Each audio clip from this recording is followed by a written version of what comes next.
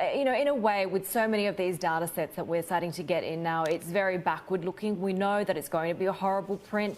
How bad is it likely to be? And I suppose more importantly, how quick and how robust do you expect the rebound to be? Yes, thank you. So good to be with you. Yeah, it's a complicated story, but in many ways what's coming is a function of what has already happened. So the first quarter for China was, a stunning quarter. The economy basically came to a standstill. Now we're getting back to work, so the second quarter will look better. Most supply side restrictions are being lifted. At the same time, we have weaker export growth as the pandemic sort of makes its way across the planet.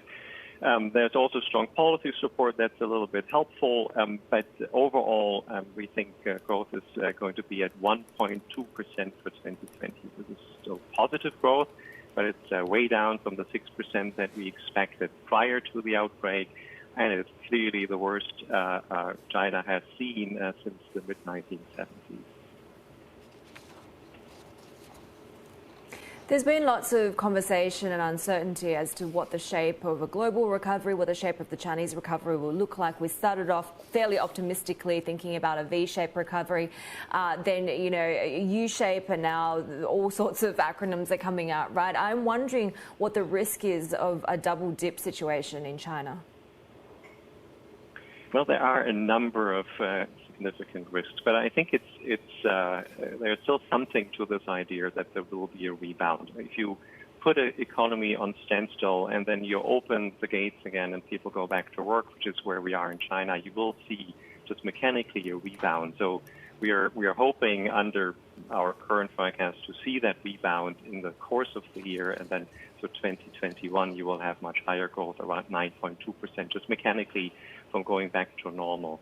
But there are significant risks, as you say.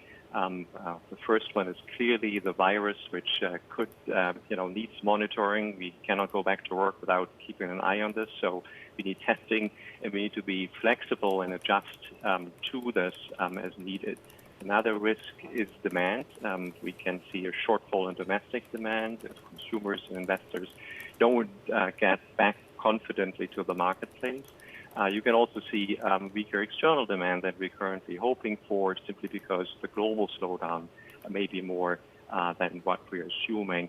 So in this case, policymakers will have to be ready to step in. So what will consumption look like after the outbreak in China, given that so many people are social distancing voluntarily? Yeah, this is a great experiment that will be conducted in China, and which I think will be very informative for many other countries that are looking at this as well, but are slightly behind in terms of the path of the virus. I think consumption will have an element of catch-up growth. If you think about cars and other large investments people have not been making. On the other hand, there is uncertainty about the future of income, and so people may be holding back a little bit. But we're hoping that consumption per se will be strengthening. Services is a different matter, especially services that are sort of in-person services. Think about restaurants or movies or concerts. Clearly will take a while before the economy goes back to sort of the levels of activity that we're used to. This may require indeed much more focus in dealing with the virus itself. I'm sure that's the kind of things that policymakers have on their mind. Helge, of course, a part of avoiding the most severe shock to the economy would be to support the most vulnerable sectors of society. How much have we seen in China in terms of supporting these vulnerable households and really getting funds to smaller firms? Yeah, I think they made a strong effort there. I mean, not only in containing the virus and sort of channeling resources into the provinces and cities that were most affected, but also in mitigating the shock. A lot of the activity we have seen in terms of fiscal policy, or if it was sort of waiving taxes, waiving social fees,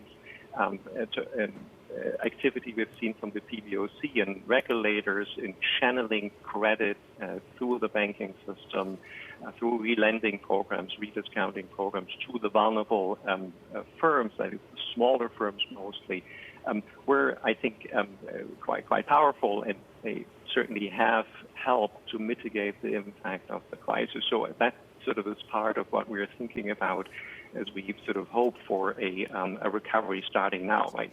That the resources are still in place and have indeed reached those smaller firms, and so they are ready to pick up where they left when the outbreak struck. Helge, does this situation create challenges or opportunities for structural reforms within China? Because clearly, for some policy reforms, like the deleveraging campaign, that's no longer going to be the priority, with the priority being getting back to growth. That's a great question. One challenge for China returning to growth at this moment is clearly that we have slightly less strong global demand at a moment where the economy is ready to go back to work. And so the whole question of domestically anchored growth comes into play. And China has made some progress through implementing strong reforms in this area in the past years, sort of less reliance on investment, less reliance on credit, more reliance on consumption and services. And so this whole idea of more sustainable growth is important here. So we think this is something to keep in mind, especially should growth fall short of our current baseline in China. Their policymakers should keep an eye on this and look for ways to support growth that is a little bit more careful and more targeted than in the past. There are much fewer opportunities out there to go for blunt, large-scale infrastructure investment, but there are opportunities that will deliver growth of the right kind if you think about investing in healthcare capacity, smart infrastructure, green investment. If you think about strengthening social safety nets, this kind of activity is what I think should be in policymakers' mind as they sort of face these uncertainties about growth going forward.